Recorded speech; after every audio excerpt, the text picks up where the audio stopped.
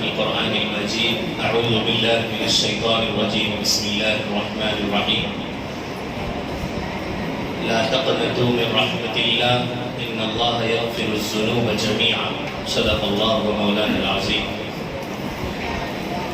معزز سامعین حضرات، اللہ نے اپنے فضل سے ہمیں قرآن مجید تراویح میں سننے کا موقع عنایت فرمایا. اللہ کا بے انتہا شکر ہے. مزید اللہ سے دعا ہے کہ اللہ تعالیٰ مکمل رمضان تک عافیت کے ساتھ ہمیں قرآن مجید سننے کی توفیق عطا فرمائے.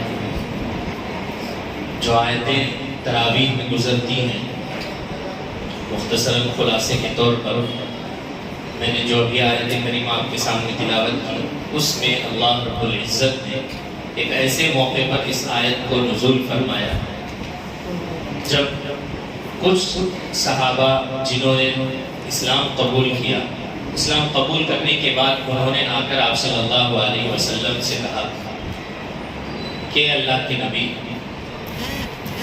ہمیں شرم آ رہی ہے کہ ہم نے بڑے بڑے گناہ کیے ہیں حالت کفر میں، لیکن اب ہم اسلام لے آئے ہیں، ہمیں امید نہیں ہے کہ ہمارے وہ گناہ معاف ہو سکتے ہیں، کیونکہ ہم نے جو گناہ کیے ہیں بہت بڑے بڑے گناہ. تو اللہ تعالیٰ نے اس آیت کو نازل فرمایا جس میں بتایا گیا لا تقنطوا من رحمت اللہ، اللہ کی ذات سے، اللہ کی رحمت سے مایوس نہیں ہونا چاہیے. ایک جگہ اور فرمایا اللہ کی رحمت سے مایوسی کفر کی علامت ہے. مومن ہمیشہ اللہ کی امید رکھتا ہے، رحمت سے امید لگائے رہتا ہے.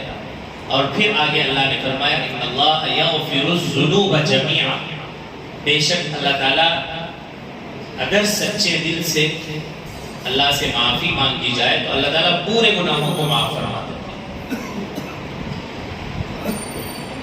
احادیث میں آتا ہے، اللہ کے نبی صلی اللہ علیہ وسلم نے فرمایا کل بنی آدم خطاؤون وخیر الخطائین التوابون، او کما قال صلی اللہ علیہ وسلم. آپ صلی اللہ علیہ وسلم نے فرمایا کہ حضرت آدم علیہ السلام سے لے کر آخر تک جتنے بھی انسان آئے ہیں سب غلطی کرنے والے ہیں، سب سے گناہ ہوتے ہیں، سب سے بھول ہوتی ہے، لیکن ان بھولنے والوں میں سب سے اچھے وہ لوگ ہیں خیر الخطائین التوابون، جو غلطی ہونے کے فوراً بعد توبہ کر لیتے ہیں.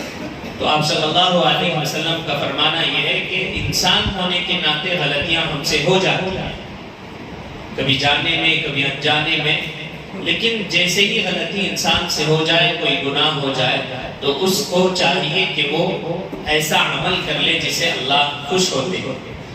سب سے پہلے تو اس گناہ سے معافی مانگنا چاہیے. 2-4 دن پہلے کی تراویح میں ایک آیت گزری تھی جس میں اللہ تعالیٰ نے فرمایا کہ مومنین کو 3 قسموں میں بانٹ دیا ہے جنت میں داخلے کے لیے. فَمِنْهُمْ ظَالِمٌ لِنَفْسِهِ وَمِنْهُمْ مُقْتَصِدٌ وَمِنْهُمْ سَابِقٌ بِالْخَيْرَاتِ. یہ 3 قسمیں بتائی. پہلی قسم والوں کو بتایا کہ وہ لوگ ہیں جو نیکی بھی کرتے ہیں اور گناہوں سے بھی نہیں بچ پاتے، گناہ بھی کر لیتے ہیں، جیسے موقع ملتا ہے نیکی بھی کر لیتے ہیں. تو اللہ تعالیٰ ایسوں کو اللہ کے نبی صلی اللہ علیہ وسلم کی سفارش سے جنت میں داخلہ فرمائے. دوسری قسم، اور ان کو کہا ہے ظالم لنفسی، انہوں نے اپنے آپ پر ظلم کیا، یعنی جو اللہ کے احکامات تھے اس پر عمل نہیں کیا ہے، تو گویا انہوں نے اپنے آپ پر ظلم کیا ہے. ہو سکتا ہے اللہ کے نبی صلی اللہ علیہ وسلم کی سفارش ان کو کام آ جائے اور ان کا کام بن جائے. دوسری قسم وَمِنْهُمْ مُقْتَصِدٌ، درمیانی لوگ ہیں، عبادتیں بھی کرتے ہیں، حتی الامکان گناہوں سے بچنے کی بھی کوشش کرتے رہتے ہیں. ان لوگوں کے بارے میں بتایا کہ اللہ تعالیٰ جیسے کئی اور آیتوں میں گزرا کہ ان کا حساب و کتاب ہوگا، گناہ اور نیکیاں دیکھی جائیں گی، اور پھر اللہ کے فضل سے ان کو جنت میں داخلہ دیا جائے گا. ضروری نہیں کہ انسان بہت عمل کر لے، نیکیاں ہی نیکیاں رہیں گی تو وہ 100% جنت میں جائے گا. کچھ اس کے ایسے اعمال بھی ہوں گے جو اللہ کو ناپسند ہوں گے، تو ہو سکتا ہے اللہ اس کے بدلے میں اس کا فیصلہ ادھر بھی کر سکتے ہیں، لیکن اللہ کے فضل پر منحصر ہے۔ تو اس دوسری قسم کے بارے میں فرمایا کہ ہو سکتا ہے اللہ تعالیٰ ان کو اپنے فضل سے جنت میں داخلہ فرما دے۔ ایک تیسری قسم فرمایا کہ وہ لوگ سابقون بالخیرات، نیکیوں کی طرف بڑھتے ہی جاتے ہیں۔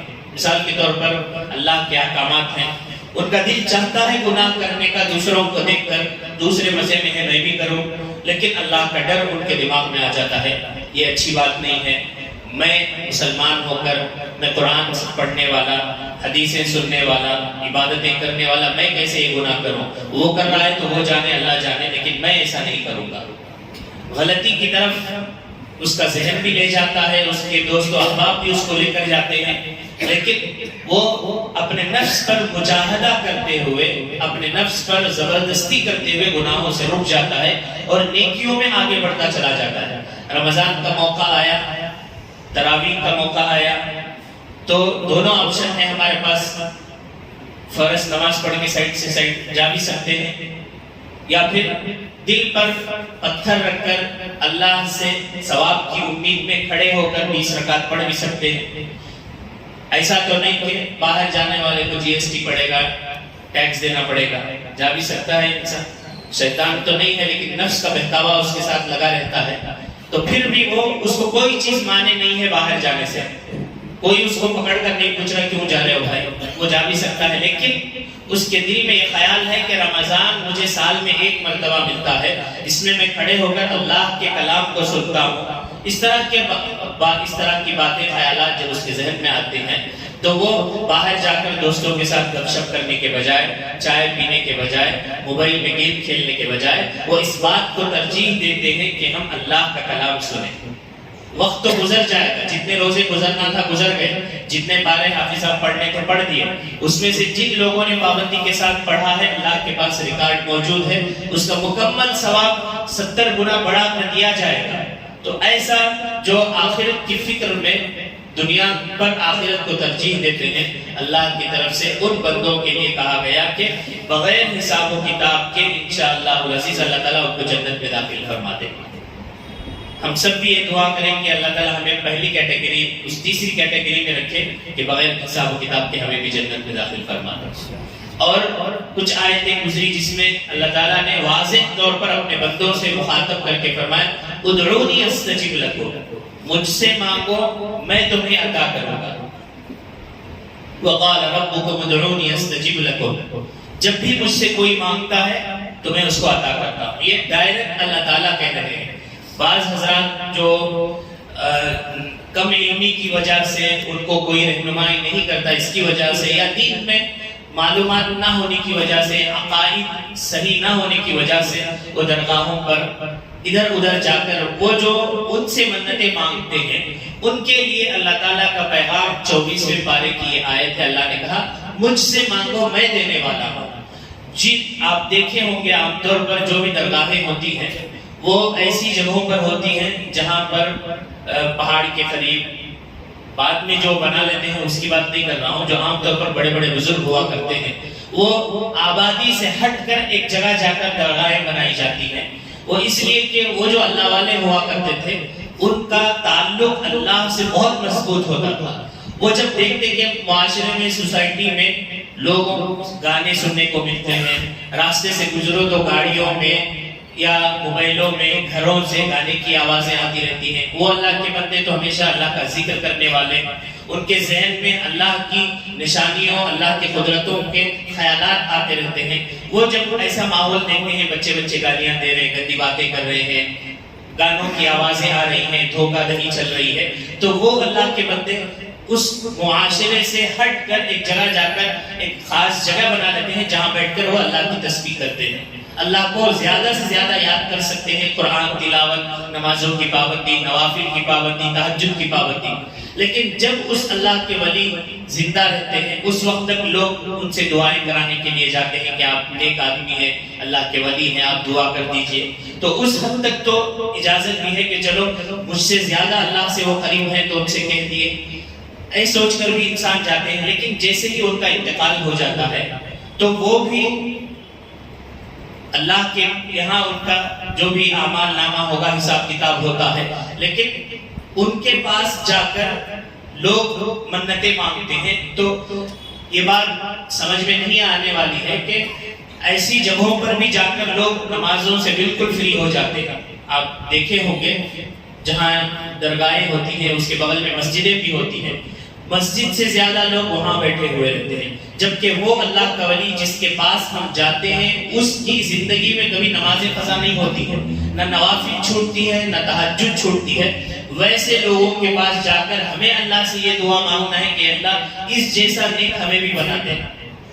اس کے بجائے ہم ساری اپنے آپ کو فری کر کے عبادتوں سے، نمازیں چھوڑ کر وہاں آرام سے بیٹھ کر ہم یہ کہتے ہیں کہ اللہ ہمارے ان بندوں سے یہ مطالبہ کرتے ہیں اور یہ کہتے ہیں، مثال بھی دیتے ہیں کہ کہیں اوپر چڑھنا رہا تو سیڑھی کے ذریعے نہ جانا، ویسا ہمیں اللہ کا نیکی کو مانگنا، اللہ کے ولیان کرے مانگتی۔ تو یہ سب بتانے کے لیے، بہانہ بتانے کے لیے ہو سکتا ہے، لیکن اللہ نے واضح طور پر قرآن مجید میں فرمایا ادعونی، مجھ سے مانگو میں دینے والا ہوں، اور آپ صلی اللہ علیہ وسلم نے فرمایا الدعاء مخ العبادہ، دعا تمام عبادتوں کا مغز ہے۔ آپ نے سنے ہوں گے کئی واقعات، صحابہ کے گھر میں اگر کوئی تقاضا آ جاتا، کوئی پریشانی آ جاتی تو سب سے پہلے مسجد کا رخ کرتے، وضو فرماتے۔ وضو کیوں کرتے؟ نماز پڑھنے کے لیے۔ نماز کیوں پڑھتے؟ تاکہ نماز کے بعد اللہ کے دربار میں ہاتھ اٹھا کر دعا مانگیں۔ تو پورا خلاصہ یہ ہے کہ ہم دعا مانگنے کے لیے، دعا عبادت کا مغز بتایا گیا ہے، تو دعا کے لیے یہ سارے اعمال اللہ سے قریب ہونے کے لیے۔ تو اللہ تعالیٰ نے قرآن میں ایک اور جگہ بھی فرمایا ہے، جب لوگوں نے پوچھا کہ اللہ کہاں ہے، ہم کیسے مانگے، تو اللہ نے کہا کہ وہ یہ جو شہر رگ ہوتی ہے انسان کے، جو سب سے قریب ہوتی ہے، اس سے بھی زیادہ قریب بندے کے اللہ تعالیٰ ہے۔ جیسے ہی تم دعاؤں کے لیے ہاتھ اٹھاتے ہو، وہ رب سننے کے لیے تیار ہے۔ تو اس کو چھوڑ کر دور دراز کا آپ سفر کریں تو اس سے بہتر ہے کہ آپ تنہائی میں رات میں اٹھ کر صرف آپ ہوں اور آپ کا اللہ ہو، اور آپ دو آنسو بہا کر اللہ سے مانگیں، تو انشاءاللہ ضرور وہ چیزیں اللہ تعالیٰ عنایت فرمائیں۔ اسی طرح ایک اور مشہور آیت گزری جس میں جنتیوں اور جہنمیوں کا دونوں کا وہاں کا ایک منظر اللہ تعالیٰ نے پیش فرمایا ہے۔ وَسِيقَ الَّذِينَ اتَّقَوْا رَبَّهُمْ إِلَى الْجَنَّةِ زُمَرًا، کہ جنت والوں کو جب لے جایا جائے گا تو ان کے لیے دروازے کھلے ہوئے ہوں گے، اور وہاں کے جو جنت کے داروغہ ہوں گے، جو دروازے کے پاس لکھا ہے کہ اس کا نام رضوان ہوگا، وہ ان کا ویلکم کریں گے، استقبال کریں گے، ان کو سلام کریں گے، ان کو خوش آمدید کریں گے، اور ان کو کہیں گے آپ کے لیے سلامتی ہو، آپ اپنی جنتوں میں داخل ہو جائیں، ان کا اکرام اعزاز ہوگا۔ اسی طرح جب جہنمی جائیں گے تو ان سے وہ جو داروغہ جہنم کے دروازوں کے پاس ہوں گے، وہ ان سے پوچھیں گے کیا تمہارے پاس کوئی رسول نہیں آئے؟ الم یأتکم رسل منکم یقصون علیکم آیاتی، جو ہماری آیتوں کو پڑھ کر تمہیں نہیں سناتے تھے؟ تو وہ کہیں گے رسول بھی آئے، انہوں نے اللہ کے کلام کو پڑھ کر بھی سنایا، لیکن ہم غافل تھے، ہم نے سمجھا کہ کیا ہے زندگی کھا پی کر ختم ہو جائے گی، بس اتنا ہی ہے۔ لیکن وہاں معلوم ہوگا کہ ان سے کہا جائے گا کہ اللہ کا جو فرمان تھا وہ بالکل تم پر ثابت آ رہا ہے، اب تم جاؤ جہنم میں عذاب کا مزہ چکھو۔ تو ان کو برے طریقے سے جہنم میں ڈال دیا جائے گا۔ پھر کئی تفصیلات کی آیتیں بھی آئی ہیں، کل کی تفصیل کی بھی کچھ باتیں تھی جس میں یہ بتایا گیا کہ جب انہیں جہنم میں ڈالا جائے گا تو انہیں پانی کی پیاس لگے گی، تو وہ جب پانی پینے کے لیے مانگیں گے تو زقوم نام کا ایسا ان کو پینے کے لیے دیا جائے گا، وہ اتنا گرم ہوگا کہ وہ پینے سے حلق سے لے کر پیٹ تک کی ساری انتڑیاں جل کر نکل جائیں گی۔ اور بھی جہنم کے خطرناک عذابات کا سلسلہ اور اس میں کیا کیا چیزیں بتائی گئی ہیں، وہ ساری چیزیں گزری ہیں ان آیتوں میں۔ اس سے پہلے جنت کے بارے میں بتایا کہ بہت بہترین جگہ ہوگی، انسان جو خواہش کرے گا وہ چیز اس کے لیے حاصل کر دی جائے گی، بس اس کے ذہن میں خیال آیا وہ چیز اس کے لیے حاصل کر دی جائے گی۔ اس کے برعکس اگر جہنمی ہوگا تو اس کو اللہ تعالیٰ موت بھی دیتے رہیں گے، پھر دوبارہ زندہ کریں گے، پھر وہ اسی تکلیف میں مبتلا کیا جائے گا۔ اسی طرح اس کے ساتھ جہنم میں عذاب ہوتا رہے گا۔ بہرحال اگر اس کا ایمان ہوگا تو ایک لمبے وقفے تک اس کو جہنم میں جلانے کے بعد اللہ تعالیٰ اس کو پھر جنت میں داخلہ فرمائیں گے۔ بعض کتابوں میں لکھا ہے کہ جنت میں جانے کے بعد بھی اس کے چہرے کو دیکھ کر پتہ چل جائے گا یہ سزا بھگت کر پہلے آیا ہے۔ تو اللہ تعالیٰ نے یہ جو زندگی دی ہے بہت قیمتی زندگی ہے، اس کو اگر ہم نے صحیح سے نہیں گزارا تو پھر وہاں جانے کے بعد بڑی تکلیفیں، بڑی مصیبتیں جھیلنا پڑے گی۔ حضرت عثمان غنی رضی اللہ عنہ کے بارے میں آپ نے سنا ہوگا، اسلام کے تیسرے خلیفہ، اللہ کے نبی کی دو بیٹیاں، ایک کے انتقال ہونے کے بعد دوسری بیٹی آپ کے نکاح میں تھی، اور اتنے بڑے سخی تھے کہ ان سے بڑا امت میں سخی نہیں پایا گیا۔ آج کل جتنے بھی امبانی ہیں، 50 امبانی کو ایک طرف رکھیں، حضرت عثمان غنی کو ایک طرف رکھیں تو آپ کی دولت اس سے زیادہ ہو جاتی ہے۔ ویسے صحابی کے بارے میں آتا ہے کہ جب بھی آپ قبر کے پاس سے گزرتے تو آپ کے آنسوؤں سے داڑھی مبارک بھیگ جاتی تھی۔ جب ان سے پوچھا جاتا کہ آپ تو اتنے بڑے صحابی ہیں، آپ عشرہ مبشرہ فی الجنہ میں سے بھی ہیں۔ عشرہ مبشرہ کہتے ہیں وہ 10 صحابہ جن کے بارے میں اللہ کے نبی نے فرمایا کہ یہ جنتی ہے، ان میں سے بھی آپ کا نام آتا ہے، پھر بھی آپ اتنا روتے ہیں، کیا بات ہے؟ تو حضرت عثمان غنی کا وہ جملہ ہمیں یاد رکھنا چاہیے۔ حضرت فرمایا کرتے تھے کہ یہ وہ جگہ ہے جہاں مجھے اکیلے رہنا ہے، یہاں میرے ساتھ کوئی نہیں آئے گا، میں ہوں گا، میرے اعمال ہوں گے، اگر میرے اعمال بد ہوں گے تو اللہ تعالیٰ مجھ سے حساب لیں گے اور مجھے عذاب میں مبتلا کریں۔ تو ایسی شخصیات کا جب یہ حال ہوگا، ہمارے سامنے کئی جنازے جاتے ہیں، ہمارے اوپر کوئی اثر نہیں ہوتا ہے۔ ہمیں چاہیے کہ اس دنیا میں رہتے ہوئے آخرت کی تیاری کر لیں، یہی سب سے بہترین ہمارا توشہ ہے آخرت کا۔ اگر ہم نے یہ نہیں کیا تو پھر پوری لمبی وہاں کی زندگی میں عذاب اور تکلیفوں کے علاوہ کچھ نہیں ہوگا۔ ایک مثال دے کر میں اپنی بات ختم کروں گا۔ جیسے کچھ سال پہلے گورنمنٹ کی طرف سے یہ اعلان ہوا تھا کہ 500 کے 1000 کے نوٹ اب سے نہیں چلیں گے، 50 دن کا ٹائم ہے۔ تو وہ جو کرنسی تھی اس کی ویلڈٹی 50 دن بتائی گئی، تو سب لائنوں میں لگ کر کتنے کی نارتھ انڈیا کے اخبارات آئے، لائن میں لگ کر دھوپ کی وجہ سے کتنے کے لوگ انتقال ہو گئے۔ تو ان کی کوشش یہ تھی کہ کسی طرح بعد میں چلنے والی کرنسی وائٹ کرا کے رکھ لینا ہے، نہیں تو پھر اس کی ویلیو نہیں رہے گی۔ اسی طرح جیسے ہی ہماری سانسیں ختم ہوں گی، وہاں چلنے والی کرنسی آخرت کی ہماری نیکیاں۔ اگر ہم نے اپنی نیکیوں کو جمع کر لیا تو پھر یہ کام آ جائیں گی، ورنہ پھر افسوس کرنا پڑے گا۔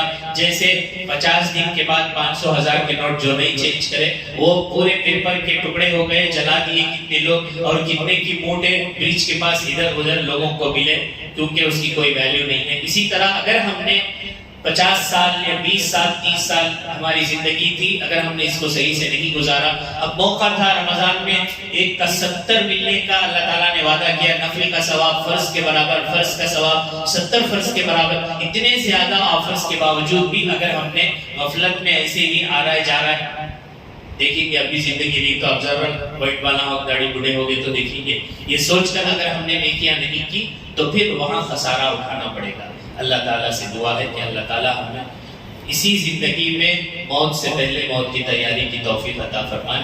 سبحان اللہ و بحمدہ، سبحانک اللہم و بحمدک، ونشہد ان لا الہ الا انت، نستغفرک و نتوب الیک۔